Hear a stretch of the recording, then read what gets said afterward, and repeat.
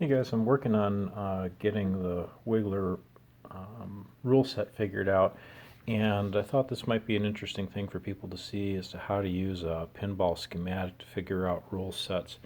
What I'm interested in finding out is what controls this particular light right here, this wiggle alley light. Now there's a number of different ways that you can go about trying to figure out how an EM plays. I mean, the best is if you own it, you can play it all the time, figure it out that way. If you know somebody who has it or it's close by to you, you can play it and see how it plays. You can also find somebody on the internet who owns one and ask them questions. Another way is to watch videos online of how the game plays, and that's kind of risky because you never know if the table that you're watching in the video is actually playing correctly. I mean, this table's from 1967, so it's over 50 years old.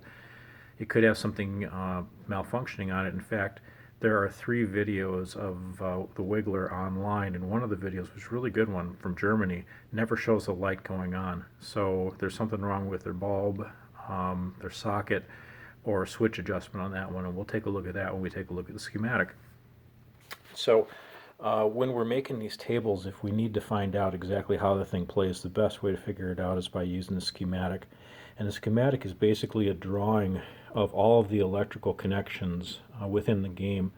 These electromechanical games are kind of unusual in that they basically rewire themselves whenever an event takes place in the game. And so the first question is, how do you draw the thing up if the thing's constantly rewiring itself? Well, the convention that's used for these is you put a quarter or a nickel or a dime in the game, you start the game up, the game ejects a ball into the shooter lane, and then you power the thing off. That's the state that this game happens to be in. And that's what's drawn on this schematic here. Schematics can run lengthwise like Bally and Gottlieb and Williams. They can run up and down like Chicago Coin. They all have a lot of things in common though. Typically they'll have a section that shows like these Z's up here. That's the score motor pattern for how the score motor fires. There'll be another section that shows you an index of where the various coils and relays are, and that's based on a grid system. There are a series of numbers that run across the bottom of this thing and a series of letters that run across the side so you can locate things on it. These dark lines are either ground lines or different voltage lines, and when you make a connection from one line to the other, that connects the circuit up and energizes it. Transformer and the plug are usually on one end of it, and the transformer is tapped for different voltages, what you see on that side. There's usually a color coding for what the wire colors are inside of it. And then the sections, usually all the lights are together in one section. Another section has kind of the low function aspects of the game, like player management, coin management, score reels, that sort of thing. Another section, typically kind of over here, has the various play features of the game, like if there's a target system or there's saucers that kick out or other things like that. So that's kind of the general layout of this. So if we can zoom in on this, and we can start off by taking a look in the lighting system and figure out where the light is, and it is right here, the Wiggle Alley gate lights. So that light turns on when this switch closes. So this is a switch drawing right here. If you see 2 lines that are separated with a gap, that is what we call a normally open switch. That means in the state that the machine is in, the contacts aren't touching, so it's an open switch. There are other switches like this one right here. That's a normally closed switch. So if the game is in this state, those switches are actually touching each other and completing a circuit. So in this case, the Wiggle Alley gate lights turn on when the Wiggle Alley gate relay turns on. So if we grab this and slide over to the section that has the index in it, we can look for the Wiggle Alley gate relay, and that's right over here, and that's located at D37. So if we go to the bottom of it and we find 37 in the D section, here it is. So if we were to connect this line right here to this line right here through this Wiggle Alley gate relay right here, that would turn the light on. So how can that thing get turned on? Well, it looks like there are 3 pathways. There's this pathway over here, there's this pathway over here, and there's this pathway over here. So 3 different ways of doing it. Let's take a look at each one. This is kind of more complex one. So right here, the top hole relay, if that is closed and the lower hole relay is closed, then a pathway can form through here. There's a normally closed, remember we talked about this before, hole kicker relay. So the hole kicker relay is going to be closed until the hole kicker kicks, and that'll open that up. So if those 3 things happen, then the wiggle alley gate relay will be on. So what exactly is the top hole or the lower hole relay? We go back over to this listing here. The top hole relay over here is found at C13. So if we go back over to 13, we see it right here. Top hole relay, lower hole relay. They close when the top hole and the lower hole are filled. So if a ball goes in the top hole, it turns this on. If a ball goes in the lower hole, it turns that on. So that solves that mystery. So if there's a ball in the top hole and there's a ball in the bottom hole, then this wiggle alley gate will turn on.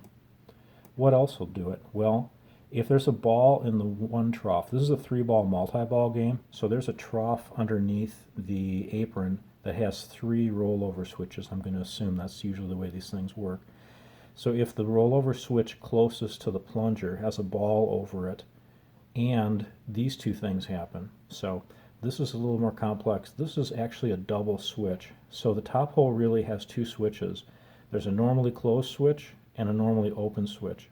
If a ball is sitting in the top hole relay like we had right over here, this switch will close. If not, this switch is going to be closed.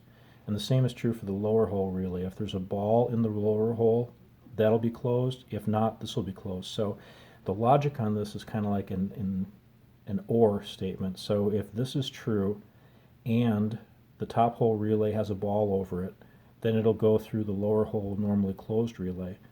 If there's a ball in the top hole relay and the lower hole relay has a ball in it, then it'll go through this path. So no matter what, if the top hole is filled, it's going to turn this thing on. The same is true for the bottom. If the number 1 trough has a ball in it and the top hole relay is empty, but the lower hole gets a ball in it, then a pathway will be created this way through the kicker relay and turn it on. So we've got 2 different ways of turning it on. The third way to turn it on is if the number 1 trough underneath the apron has a ball over it, and the number 2 trough in the apron has a ball over it. So it's a 3-ball multi-ball game, which means there's 1 ball cruising around the table if this is true. And if that ball is cruising around the table, there's something called a 1-2 hole relay right here, which is just the same as these guys. It's got 2 switches, a normally closed switch and a normally open switch. If you just have 1 ball cruising around the table, it will go through this normally closed switch and turn it on. What is the 1-2 hole relay? We can take a look at here and see if we can find that. And the 1-2 hole relay right here is at D43. So at D43, the 1-2 hole relay right here turns on if a ball's in the top hole. It turns on if a ball's in the lower hole. And then it's got another switch here that's just called the 1-2 hole relay switch. Now what the heck is that? Well, think about it. If you had something like a rollover on the table, how long is the ball going to be over that rollover? Just a fraction of a second, right? Well, how do you keep that relay on if the ball cruises over the rollover really fast? Well, the way you do it is you put a switch in the switch stack for this relay. So the relay is basically a coil that when it's energized makes a magnetic field that closes a bunch of switches that are connected to a stack. If you've got a switch in there that'll keep this thing on, as soon as it turns on, it locks itself on. So you can have a ball like cruise over the top of a rollover, turn this switch on, and then keep this relay turned on. Well, then the problem is, well, how the heck do you turn the thing off? It's like, a continuous loop. It's never going to turn itself off. Well, you need another thing in that loop, and in this case, this symbol is for a score motor.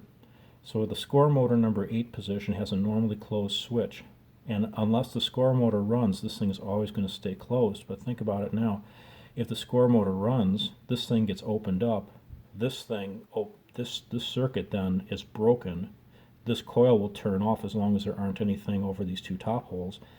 And usually when one of these things kicks, it's timed to the score motor. So my guess is what will happen is these holes will kick, this thing is going to open up, this breaks the circuit, and the 1-2 hole relay shuts itself off. So at any rate, if you've got 2 balls in the trough down below, 1 ball cruising around the table, there's no way you're going to have a ball in either one of these, right? So we know that is going to leave it turned on.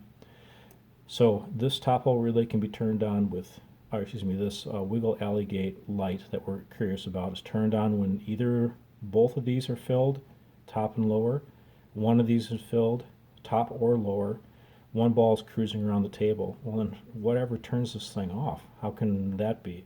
Well, if you've got a ball that is not covering trough number 1, so this is open, then if you have no balls in the capture holes, that's what's going to turn this thing off. So in other words, when you've got a 3-ball multi-ball going on and no balls are captured, this gate's going to close and lock.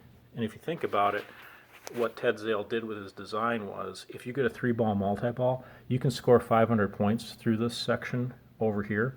So he didn't want people like having balls cruising through over here off this top bumper and scoring like 1,000 points, which is a lot on this table. So he built this or designed this to lock that gate if that happened.